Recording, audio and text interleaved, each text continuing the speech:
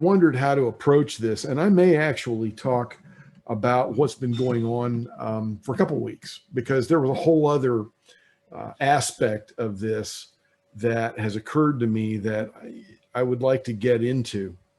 But one of my colleagues and one of our good friends, Jennifer Sanders, shared a New York Times video that really struck me when I got up this morning. And so I wanted to share it with you guys, because this is part of what really gets to this whole big mess that we're in. And what it is it's about our perception of who we are. So, the question is, who are we really? And what, this video kind of pushes out, and, what I have to agree with is that, we as Americans are not who we think we are. We're certainly not who I thought we are, or who I hoped we were or wanted us to be. I remember the difference in the way I felt about wearing the uniform that said U.S. Army on it during my first deployment overseas, which was in 2010, and my second deployment, which was 2017 to 2018. And there were days when I found out about things that were going on back home, mostly about things that the Trump administration was doing, that I didn't want to put on that uniform with that name tape that said U.S. Army on it, because I was ashamed of it. And I didn't ever want to feel that way wearing our nation's uniform. None of us did, And now, obviously, there are some people wearing the uniform that were perfectly fine with what's going on, probably thought that it should have been going on, whatever. But I know quite a lot of us felt the way that I did, and probably continue to. I think what we can say, at least a lot of us, is that we're not who we aspire to be. And so there's a whole train of thought that goes on, especially in the denomination that I am ordained in Unity, that what we should be doing is affirming the truth of who we are, the very highest, the Christ essence of us. And that the more that we affirm that, the more we can bring it into reality. And there is at least a kernel of truth in there, right? Because the more we push things out into the universe, the more they begin to take reality. And that works in both directions, right? So, we can say we're going to push the good out into the universe. Well, at the same time, there's people pushing crackpot out into the universe, and they're turning that into reality. Okay? So there is that. But the thing about being aspirational is aspirational can't become fantasy. You can't simply hang your hat on, this is who I want to be, so that's who I am right now, la da da da da, and spiritually bypass all the tough work of getting from point A, which is where we are, to point Z, which is where we want to be, the things that we say that we are or say that we want to be. But, in reality, we are a hell of a long way from that, right? So who are we? Maybe, and this is a piece of it, maybe most importantly, we are not the whitewashed version of American history we were taught in school that has led us to believe we are, right? It's funny, I found this for those of you that don't have the screen up, this little picture of a historic marker of the lynching of July Perry, which happened back just over 100 years ago, when a Black person attempted to vote actually in the Orlando area, and like a lynch mob follows him to the home of his friend, July Perry. Well, they try to burn the house down, and in the ensuing chaos, he gets away, but the mob gets their hands on his friend, July, and lynches him. You know, I didn't hear about that in school. I would have remembered that because he's got the same last name that I do, right? I would have absolutely remembered that. They didn't teach us that stuff. And that's just a tiny, just one little teeny weeny fact in the whole ginormous, barn filled with horrifying facts about white America that they did not teach us in school. So there's that. So part of the point that this video makes, and the title of this slide is Sorry, Joe, is this idea that what we saw last week in the halls of Congress is not who America is, and it's dead wrong. Joe might have said this is not who America is. No, Joe, this is who America is. That's the problem, and we're never going to get on the path to become who we say we are unless we really admit who we are. Okay. So I'm gonna attempt to play this commercial. I couldn't embed it into my PowerPoint, so I'm gonna have to stop sharing the show and then go over to my browser, and hopefully this is all gonna work.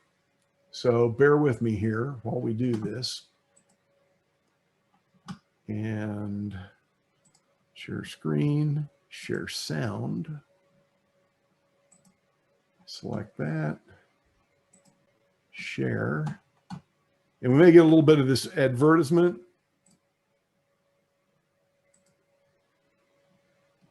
And I may have to push up my... It's for your business, the same way a pit crew makes this car hum. So you can focus on, winning. USA! USA! USA! Let me be very clear. The scenes of chaos at the Capitol do not reflect a true America, do not represent who we are. Are you sure about that, Joe? An armed standoff? White male entitlement? Conspiracy theories? Sounds pretty American to me. Just look at this guy. This is not who we are as a nation. This is not who we are as a country. It's not who we are. We're better than this. We may be shocked by pictures of a mob invading the Capitol, but check out the paintings hanging behind them in the rotunda. We shouldn't be surprised, because we've always been like this. America is a nation built on stolen land, by stolen people. And if Wednesday's rampage feels historic, it's because violence is in our national DNA. A mob raised a whole block in Philadelphia because they didn't like, you guessed it, the election result. And after Lincoln was elected, the South launched a civil war rather than accept peaceful transfer of power. Those Americans dreamed this flag would fly in the halls of the Capitol, but it never did, until now. They don't get to steal it from us. They don't get to tell us we didn't see what we saw. Taking up arms when you lose an election? That's American tradition. I look to history, to the precedent of the 1876 election, the Hayes-Tilden election where... Glad you remember that one, Ted. That was when Black Americans were subjected to a century of Jim Crow terror, a trade-off for electoral peace.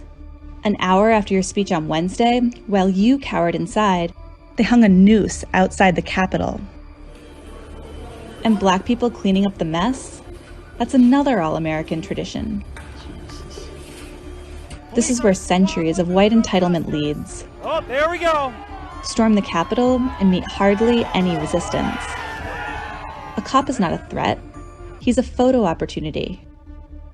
And instead of a jail cell, you toast your criminality in a hotel lobby. We are watching an attempt at a bloodless coup in the United States. Closest thing that I can think of that this reminds me of is the time I spent in Iraq in 2007 and 2008. These aren't foreign insurgents, they are us.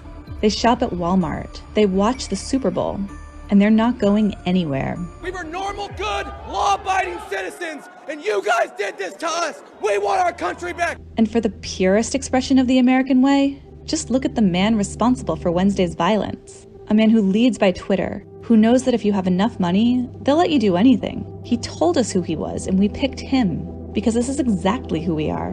And after this, we're going to walk down, and I'll be there with you. We're going to walk down. America, land of the snake oil salesman. Let me be very clear. The scenes of chaos at the Capitol do not reflect a true America. No, Joe. This was a perfect distillation of everything America is and has always been. Your platitudes spin a fantasy as absurd as QAnon, that repeating "this is not who we are" will somehow make it true. Of course, this isn't everything we are. The 82-year-old hands that used to pick somebody else's cotton went to the polls and picked her youngest son to be a United States Senator. Just hours before the violence began, Georgia elected its first black senator. But we can only realize our strength if we stop whitewashing our sins. We are a nation forged in racist violence, a society that values wealth over wisdom, a country where personal ambitions mean more than morality, masked with false piety, where citizens wreak havoc on the very institutions that enable them. And get the t-shirt too. This is the United States of America.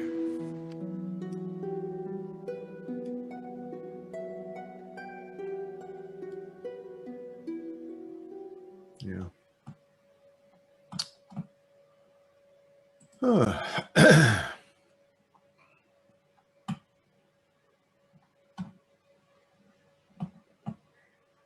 So, all right. So, let me get my slideshow back here. I thought that summed it up really pretty well. And I just wanted to ask a couple of questions. So before this, before watching this video, how many of those historical precedents did you know about? And did you learn about any of them in school, or has it been since you became an adult? And, there's some other examples of our electoral violence that you can think of, or how it's shaped our political landscape. And I'll just open it up. And if you have any other observations or feelings about that, I would love to hear those as well.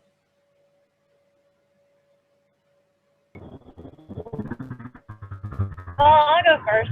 I learned very little in the way of, I guess, the dark parts of history in general. Everything was sugar-coated. Everything was fun in favor of America because, honestly, I went through school my high school was right after 9/11, or during 9/11 and after. And there was a huge surge of nationalism at that point. And so even the things we learned that were kind of, I guess, would be touchy subjects or whatever, were kind of moved over. And it's really unfortunate because once I got to college and started taking more classes and learning more about political science in general and about history in general, I realized that I had missed a lot of things. And even those classes did not cover a lot of things. Like all my years of school, and I didn't know anything about Emmett Till until, in my 20s. I didn't know about race riots. I didn't know about, Tulsa massacre or anything like that until I specifically went looking for it. And I'm a history major. Wow. I majored in it. So, yeah. That tells you something. Yeah. My mom lived in Tulsa, and like no clue. It's insane. Really, she like grew up in Tulsa and never even, it was just like, No. like it didn't happen. Yeah, she didn't know about it. I mean, she was young, but it wasn't something that she knew any of the details about, because we watched Watchmen together, and we ended up having, like, I don't know, I think some of you may have seen it, but like it kind of, the very first episode or two takes place and shows you reenactments of it. So no, it's crazy. Yeah. Yeah, I think. Go ahead. Sorry, Charles. No, go ahead. I was just going to say, I think that part of it is that when we're really young in elementary school, they think kids can't handle hearing about that sort of thing. But I think kids show us time and time again that if we teach it in the right ways, they can. And it's very unfortunate that because we feel like they can't handle it till they're older, they just never learn about it. And that's the other option. True. And then the other thing is that our earliest impressions are the ones that get rooted the most deeply. And if what kids learn in grade school is that, white America is a great thing, then it's really difficult to dislodge that notion later on. It's just as difficult as it is to dislodge the idea of, QAnon being a bunch of horseshit, to somebody who's actually swallowed that Kool-Aid all the way down. It's you can present them with all the facts in the world and they don't care, because that their mind has gotten a groove in it and they can't seem to climb out of that. So anybody else? Any other impressions?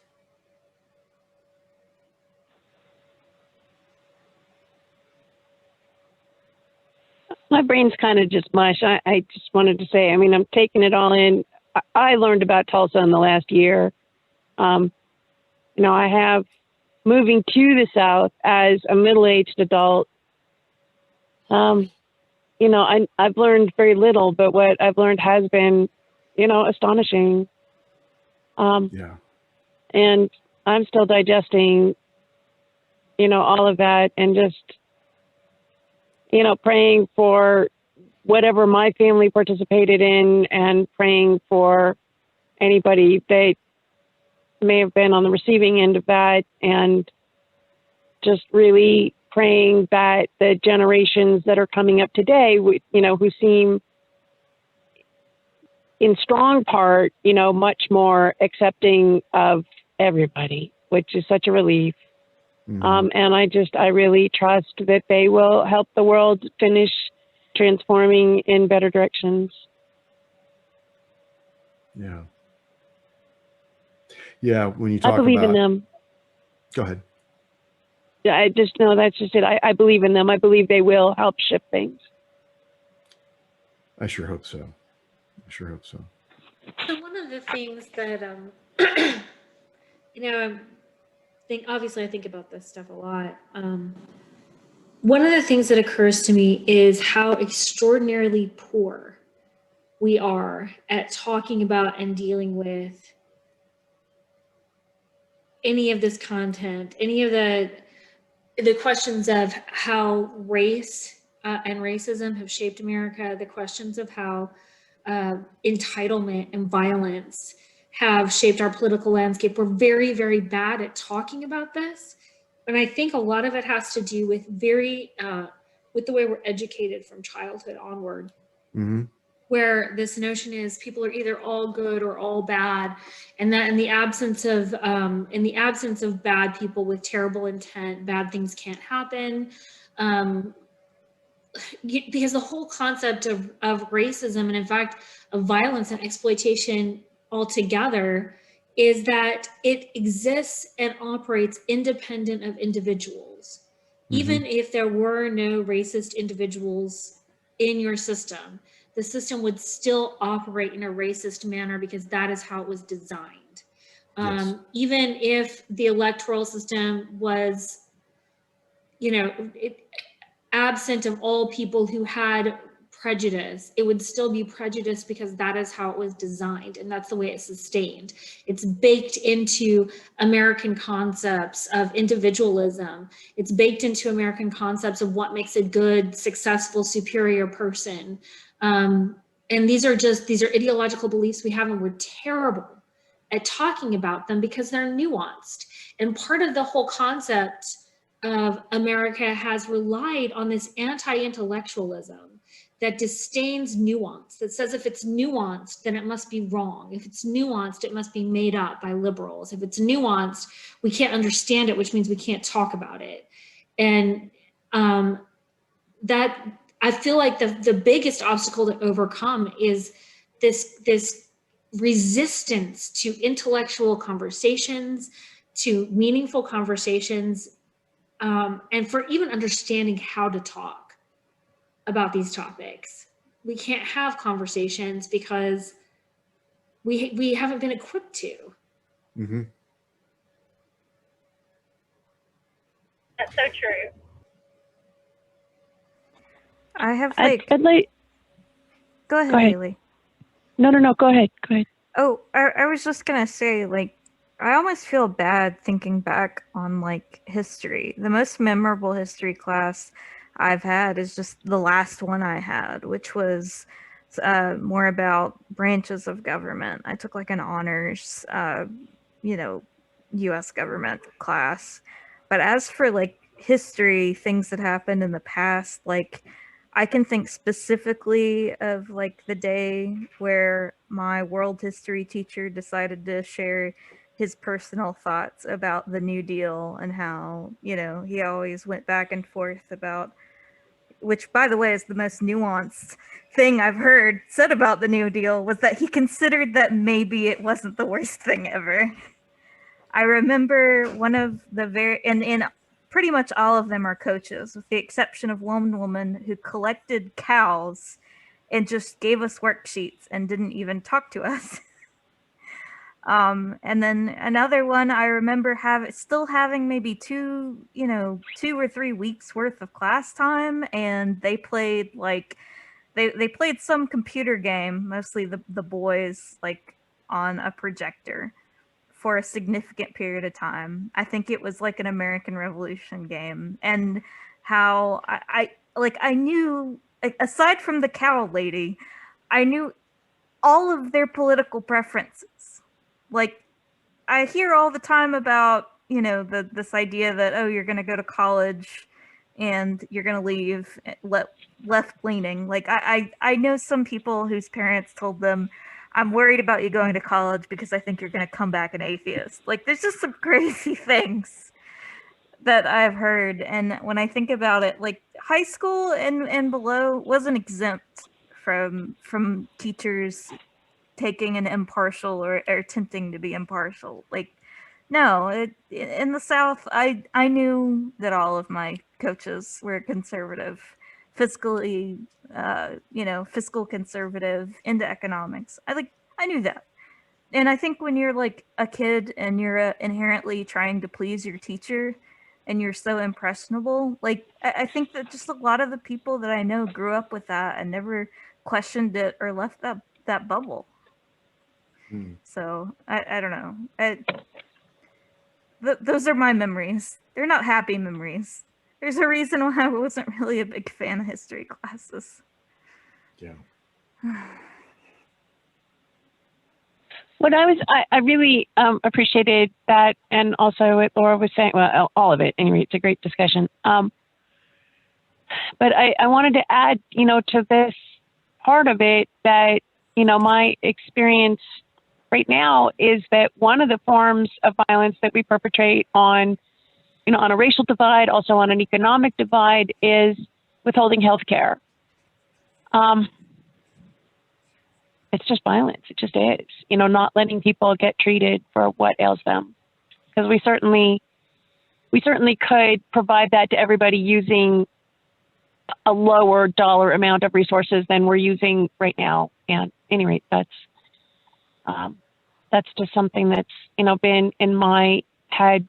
I've been extremely fortunate, you know, to have access to the care that I need, you know, and that is provided by the government to me because of my status. But it's crazy that people have to fight for that.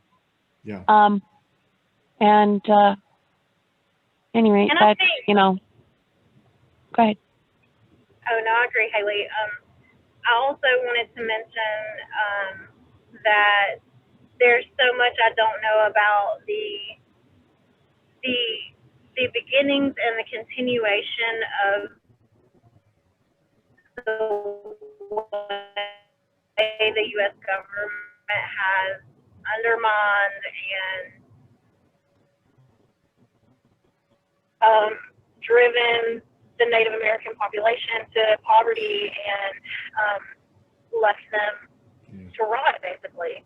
Driven them to a bad place and left them to rot. I was reading something recently about the way they used bloodline, not necessarily wipe out, but with white people early on. They made some kind of law about the way that tribes could receive funding, that basically said you have to be a certain percentage Native American to receive funds or remain on federal lands or reservations or whatever. And it was talking about how that not only was an attempt to isolate the population so that they didn't mix with white people, but also to be able to keep them under the thumb of the government. And like our government laws that have gone into place that have been put into place for reasons like that, and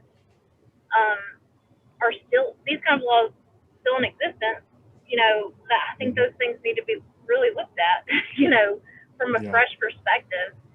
And I don't know, it just shocked me because, like, I guess I know about past violence to Native Americans, and I think generally most people do know at least a little about that. But I don't think people do know how the U.S. government strategically over the years has continued to perpetrate these, you know, unfair laws and, you know, undermining policies and things like that really have a huge effect on them even today. I just don't think most people know about it.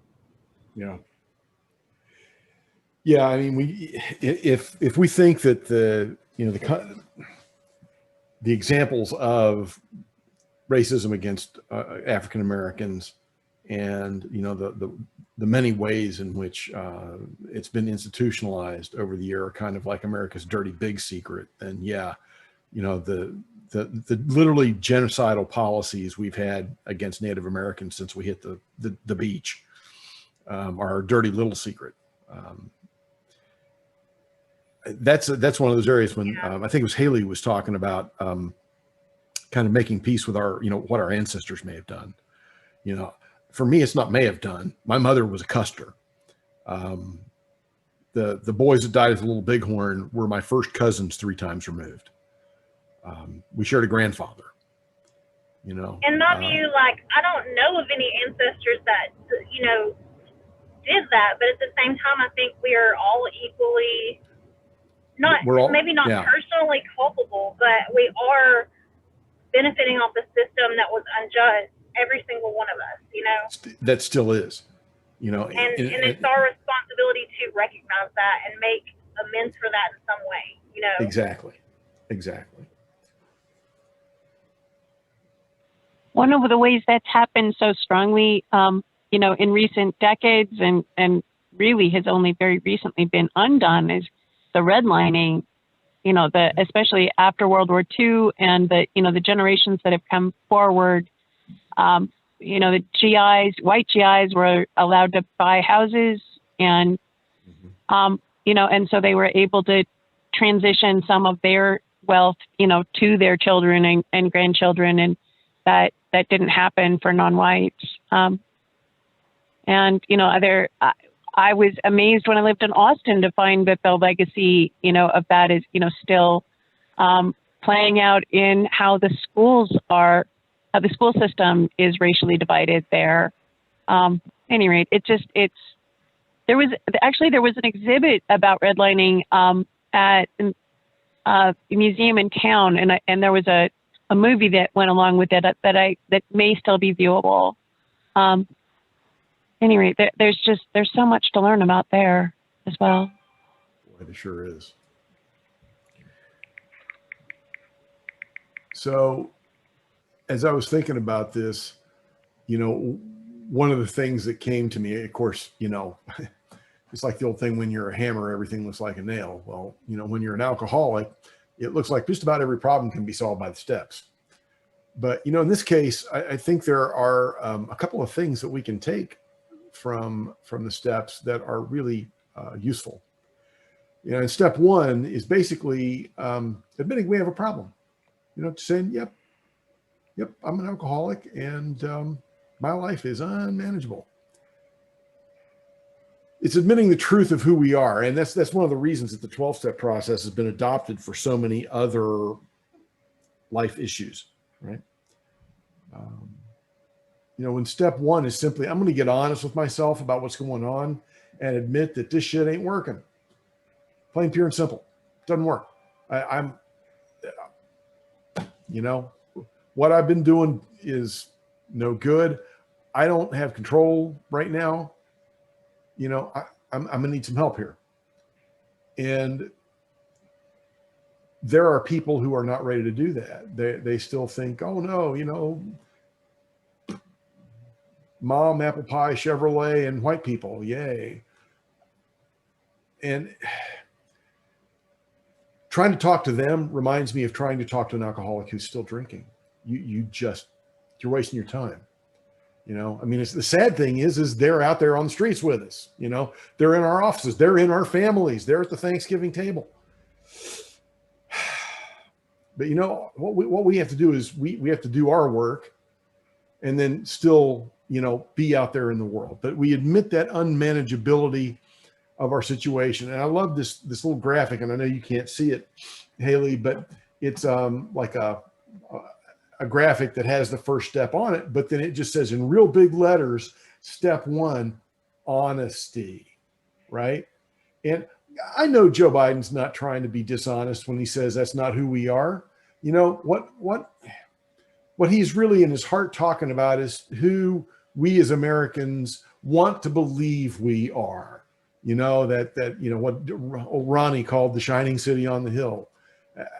That's of course that's who we want to think that we are. We all want to think that we're the good guys, but the truth is that ain't the way it really is.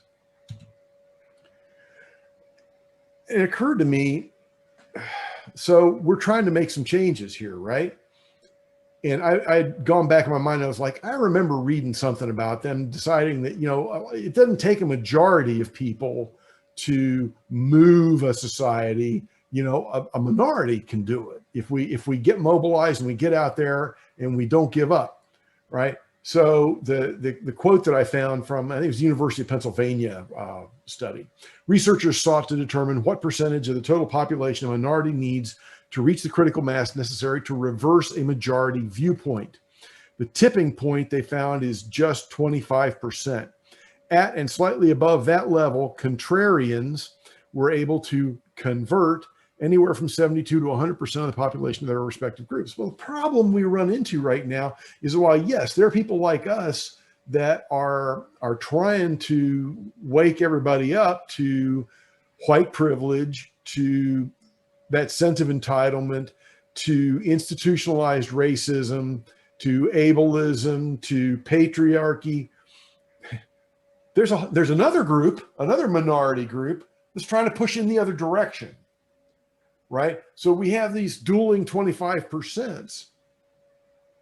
Thankfully in this, in this last election, kind of the 25% who are you know, on the more liberal end of the spectrum, managed to convince more of the, you know, what Dave Barnhart calls the mushy middle, you know, that fat part of the bell curve.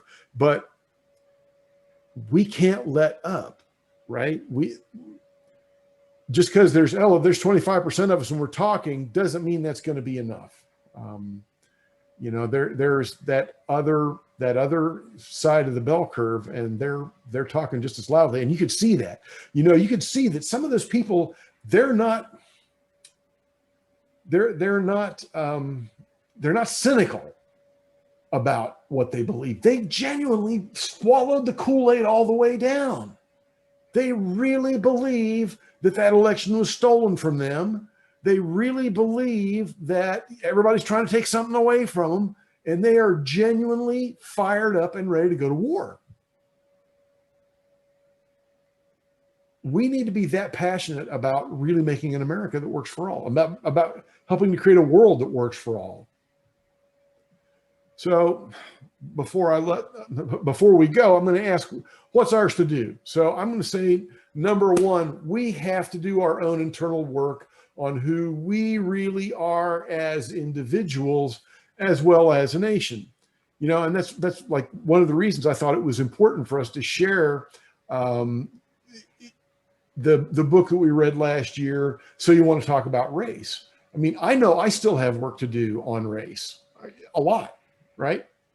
I know that I still hold prejudicial views that go all the way back to when I was a child growing up in West Virginia in the 1960s. It is what it is. But I have to keep doing that work, and then I have to keep bringing it out into the world and not be afraid, you know, not to be afraid to admit when I'm confronting my own stuff, but also not be afraid to help other people, you know, confront theirs if it's somebody that's going to have ears to hear. You know, it doesn't do me any good to waste my time with some of these people, but there are some folks that, you know, they really don't understand what we mean when we say privilege or institutionalized racism. But, you know, when they hear as many of the things that you've heard and that I've heard, you know, after it lands for a while, they're like, holy crap, you know, this is they're right. You know, it took me a while to hear that stuff, but I finally did, right? Do not cede the information operations arena to those who are defending the oligarchy by means of white privilege and the other privileges it is accustomed to. So there's a whole branch of warfare called information operations. And, you know, as a targeting officer, that was one of the things that we would target. Interesting fact, the United States Army is not allowed to use information operations against its own citizens. That apparently has not kept the United States president from doing so. And that's exactly what's been going on. He has actually been waging an information operation against the American people. And it was fairly successful and nearly, you know, lost us Congress and the vote on the Electoral College. That's going to continue. Both he and the people that are all part of that apparatus are continuing to feed misinformation and just outright lies to these people because there is a percentage of them that are buying it.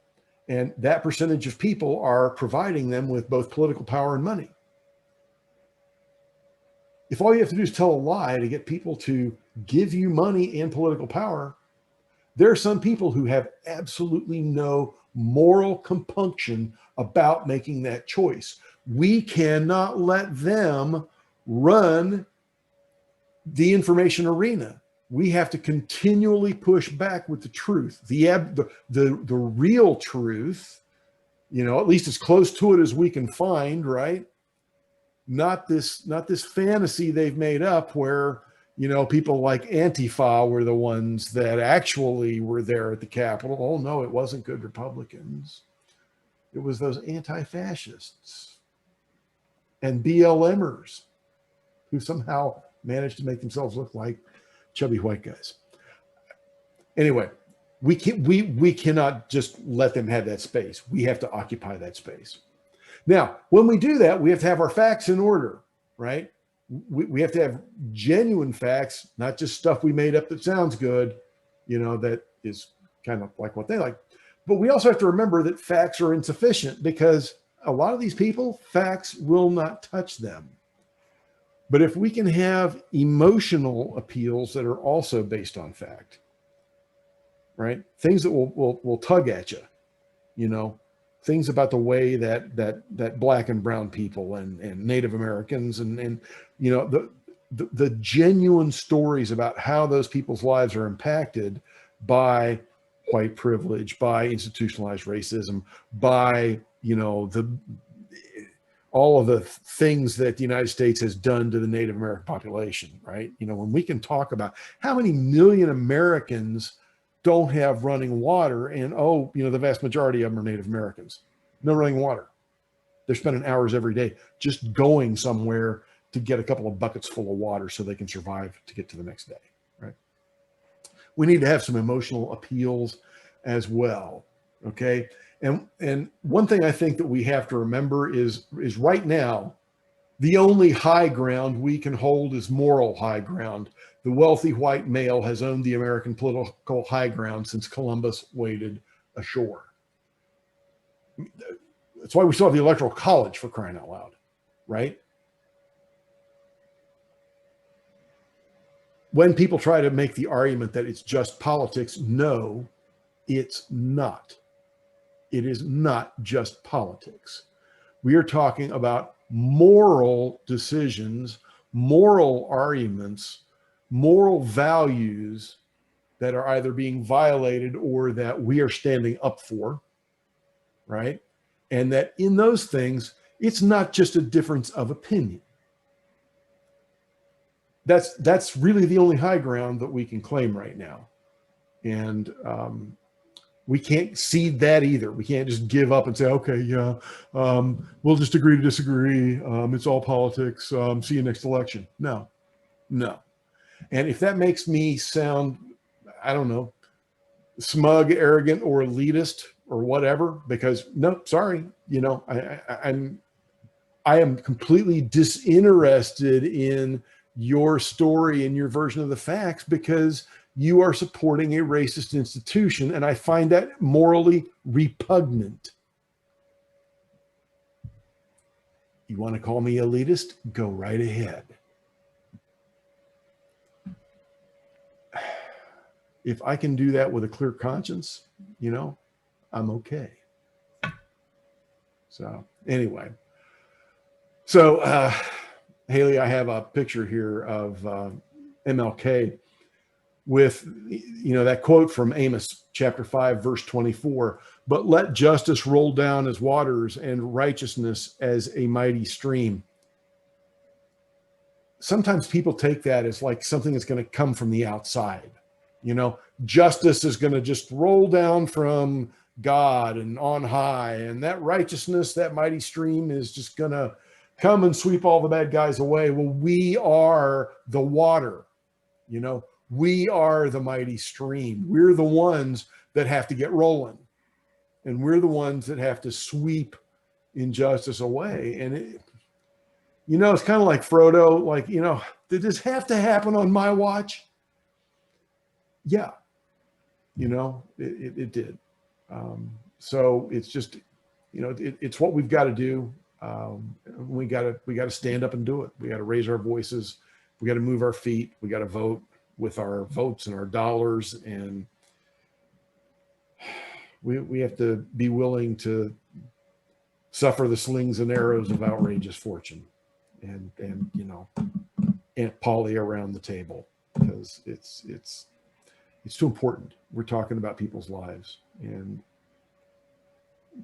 we're talking about reaching for that divinity that is in all of us. You know, if we all just want to be stuck in our humanness, yeah, we can go the same way that we've been going for all these years.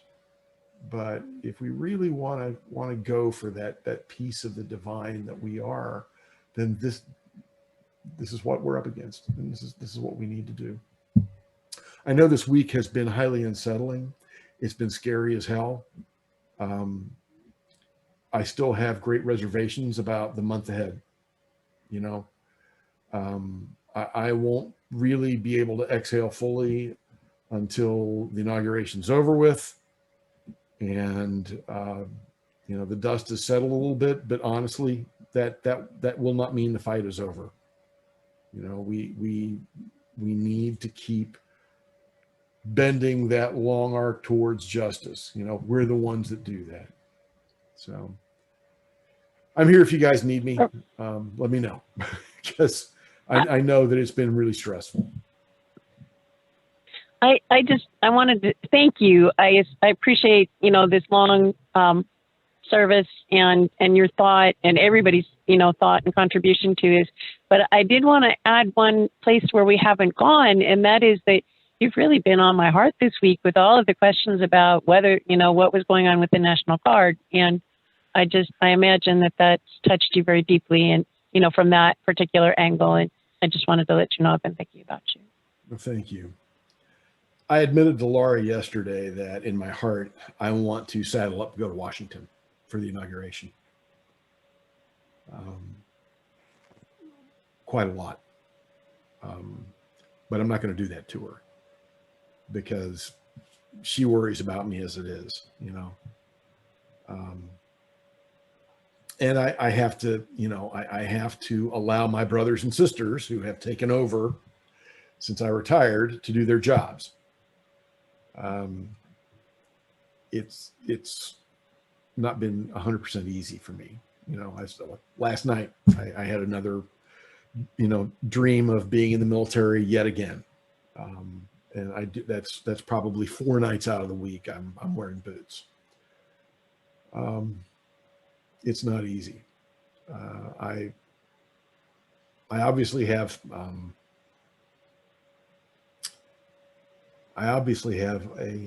well-developed sense of duty, or I would not have been in the Guard for 32 years. So, you know, like the rest of us, I'm, you know, most of the rest of us, I'm going to have to, you know, watch and pray and hold my breath and, you know, just really hope that the folks who are in charge of keeping things secure do a hell of a lot better job on the 20th than they did on the 6th. But thank you. I appreciate that. I really do. It hasn't been 100% easy for me to sit on the shelf and watch. So yeah, there is that.